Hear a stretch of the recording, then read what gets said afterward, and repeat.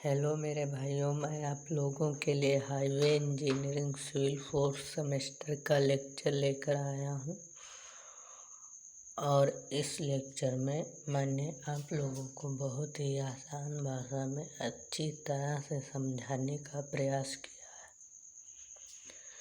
आप लोग देख सकते हैं मैंने कितनी आसान भाषा में सिंबल्स के द्वारा आप लोगों को समझाने का प्रयास किया है।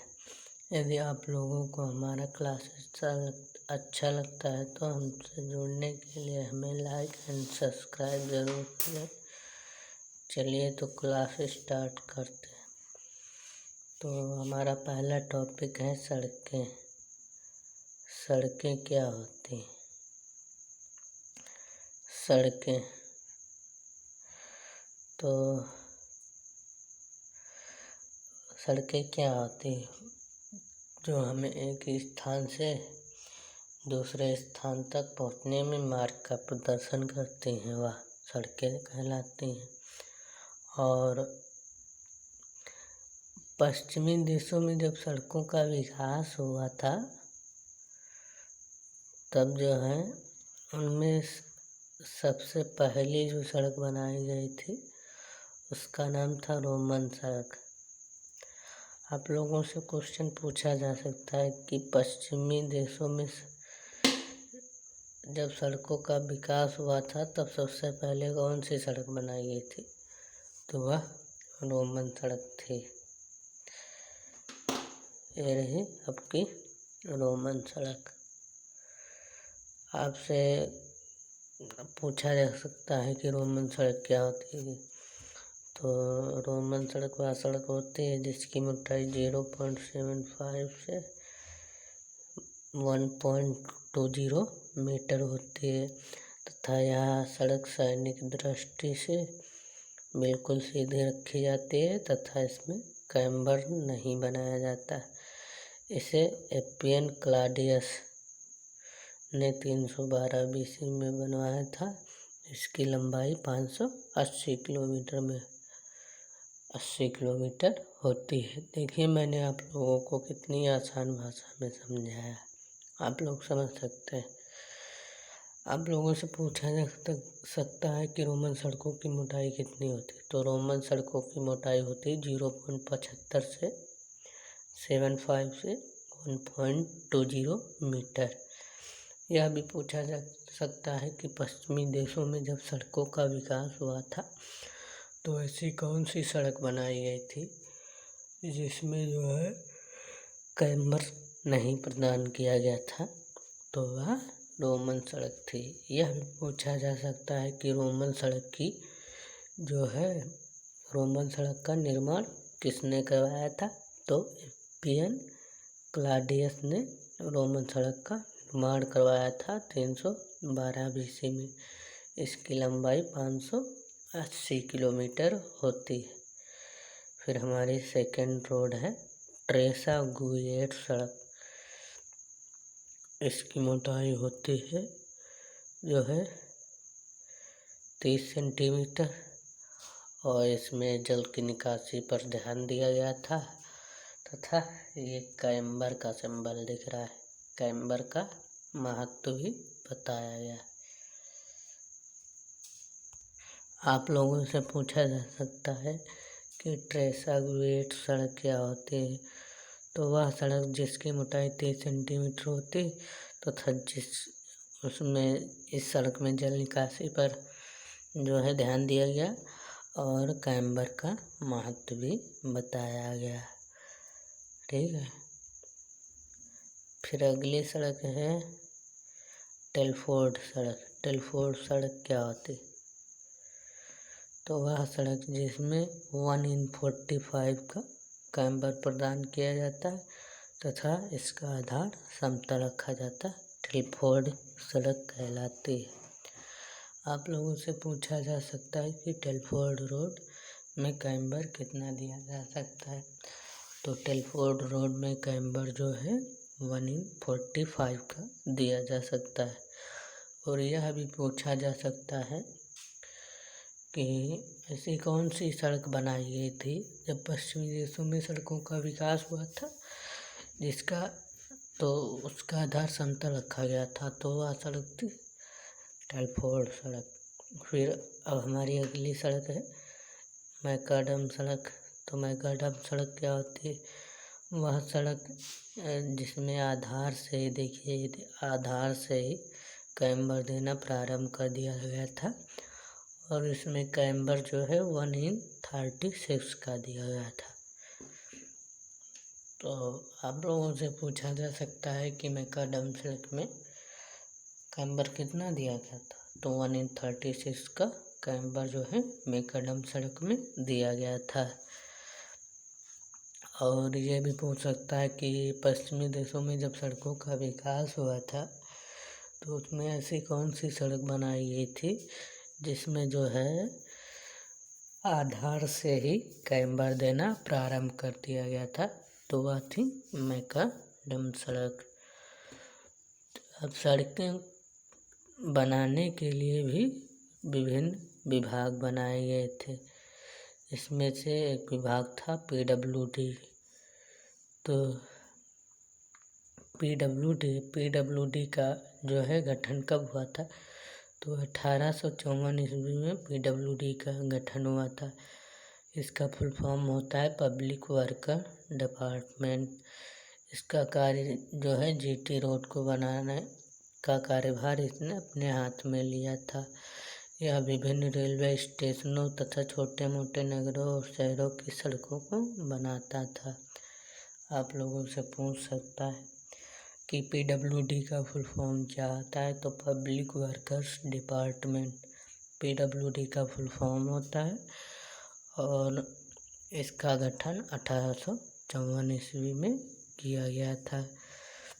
फिर हमारा अगला है कि जयकर कमेटी पूछा जा सकता है। जयकर कमेटी का नामकरण जो है किसके नाम पर किया गया था, तो डॉक्टर MR जयकर के नाम पे किया गया था। इसका गठन कब हुआ था? 1927 ईस्वी में।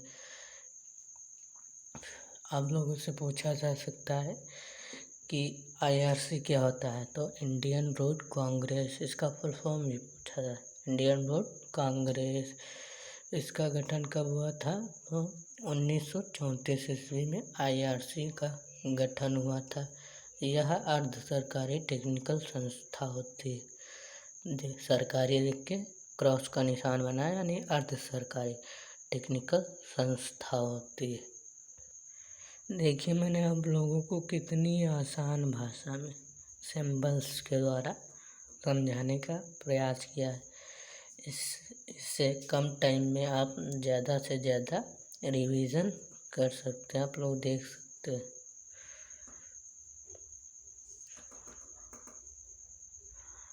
एक बार दोबारा हम रिवीजन करा देते हैं आप लोगों को। रोमन सड़क की मोटाई कितनी होती है? रोमन सड़क की मोटाई 0.75 से 1.20 मीटर होती है। यहाँ सैनिक दृष्टि से ये सैनिक का सिंबल है। सैनिक दृष्टि से बिल्कुल सीधी रखी गई तथा इसमें कैम्बर नहीं दिया गया था। और इन सड़कों को एपिन क्लाडियस ने बनवाया था 312 BC में। एपिन क्लाडियस ने 312 BC में बनवाया था, जिनकी लंबाई 580 किलोमीटर होती है। तो रसागुल सड़क, इसकी मोटाई 30 सेंटीमीटर होती है। इसमें जल की निकासी पर ध्यान दिया गया और कैम्बर का महत्व बताया गया। टेलफोर्ड सड़क, इसमें आधार समतल रखा गया और कैम्बर 1/45 का दिया गया। मैकाडम सड़क, इसमें समतल से ही आधार देना प्रारंभ कर दिया गया था और कैम्बर देना प्रारंभ कर दिया गया था। आधार से ही कैम्बर देना प्रारंभ कर दिया गया था और कैम्बर 1/36 का दिया गया था। फिर हमारा PWD, तो PWD का गठन जो है 1854 ईस्वी में हुआ था, जिसका फुल फॉर्म होता है पब्लिक वर्कर्स डिपार्टमेंट। इसने जो है GT रोड का कार्यभार अपने हाथ में संभाला। ये हाथ का सिंबल है। जो विभिन्न रेलवे स्टेशनों, छोटे मोटे नगरों, शहरों की जो है सड़कों को बनाने का काम करता था। फिर जयकर कमेटी बनी, जिसका नामकरण जो है डॉक्टर एम.आर. जयकर के नाम पे पड़ा। इसका गठन 1927 ईस्वी में हुआ। फिर IRC का गठन हुआ। इसका फुल फॉर्म होता है इंडियन रोड कांग्रेस, भारतीय सड़क कांग्रेस। इसका गठन 1934 ईस्वी में हुआ और यह अर्ध सरकारी टेक्निकल संस्था थी। तो आप लोग देख सकते हैं, देखिए इसमें कम टाइम में आप ज़्यादा से ज़्यादा रिवीजन कर सकते हैं। अब हमारा अगला टॉपिक है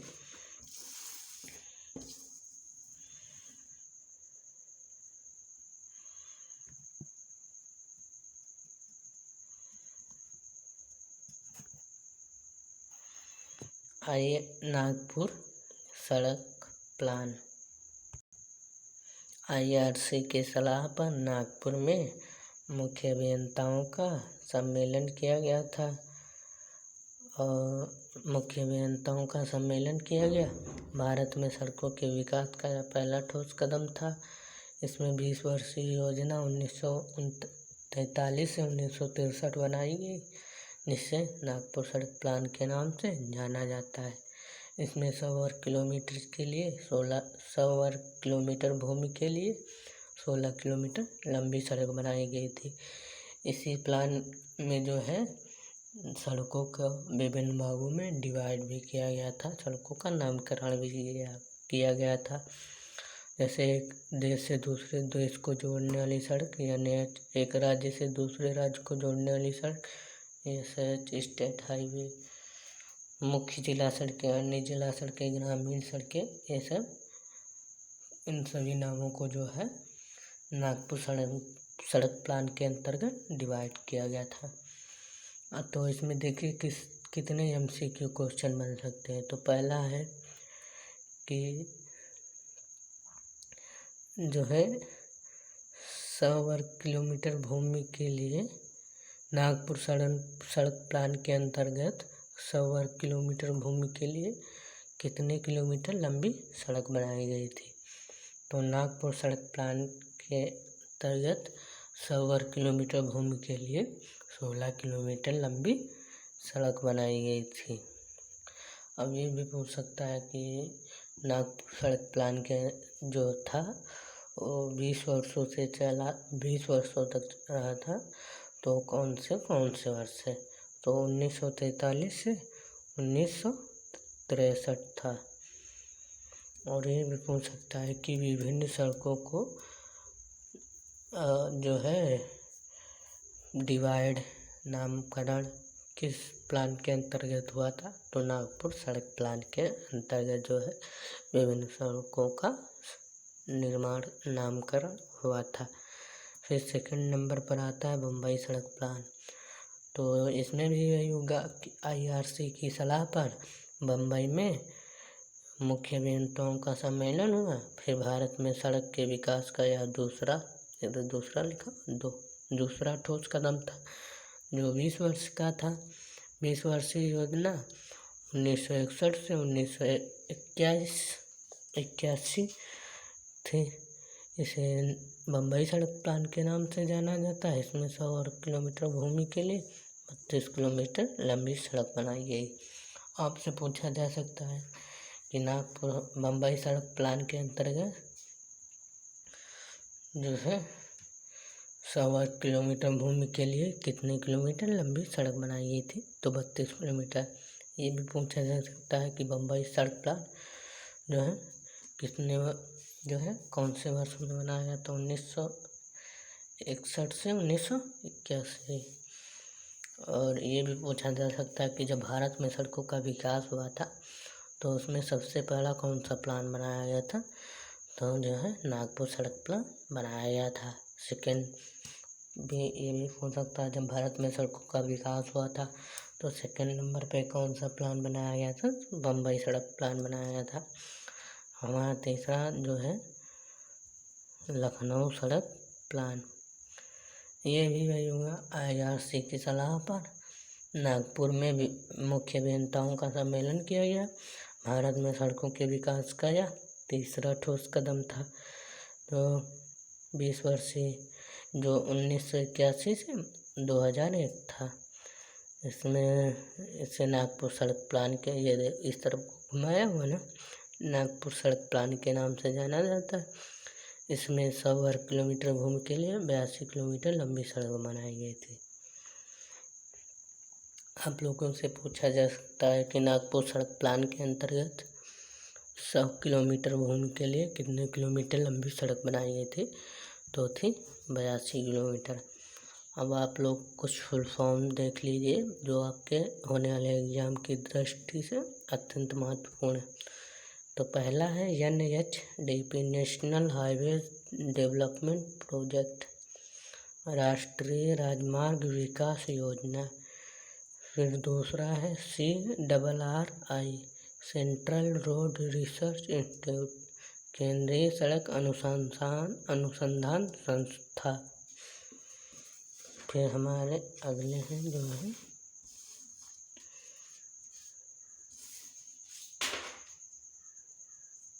MORTH, यानी ministry of road transport and highway, सड़क परिवहन व राजमार्ग मंत्रालय। फिर हमारा तीसरा है NHAI, national highways authority of India, भारतीय सड़क राजमार्ग प्राधिकरण। फिर हमारा तीसरा है BRO, बॉर्डर रोड ऑर्गेनाइजेशन, यानी सीमा सड़क संगठन। फिर है NRRDA, national rural road development agency, राष्ट्रीय ग्रामीण सड़क विकास प्राधिकरण। और मैंने जो है GK का क्वेश्चन रखा है कि भारत में सबसे लंबी सड़क कौन सी है? तो भारत में सबसे लंबी सड़क जो है वो NH-44 है। NH-44 जो उत्तर में श्रीनगर से आरंभ होते हुए दक्षिण में कन्याकुमारी में समाप्त होती है। भारत में सबसे लंबी सड़क कौन सी है? तो भारत में सबसे लंबी नेशनल हाईवे 44 यानी NH-44 भारत का सबसे लंबा राजमार्ग है। यह उत्तर में श्रीनगर से आरंभ होकर दक्षिण में कन्याकुमारी में समाप्त होता है। तो आप लोग कहेंगे कि भारत में सबसे जो है लंबी सड़क NH-44 है, जो उत्तर में श्रीनगर से आरंभ होकर दक्षिण में कन्याकुमारी में समाप्त होती है।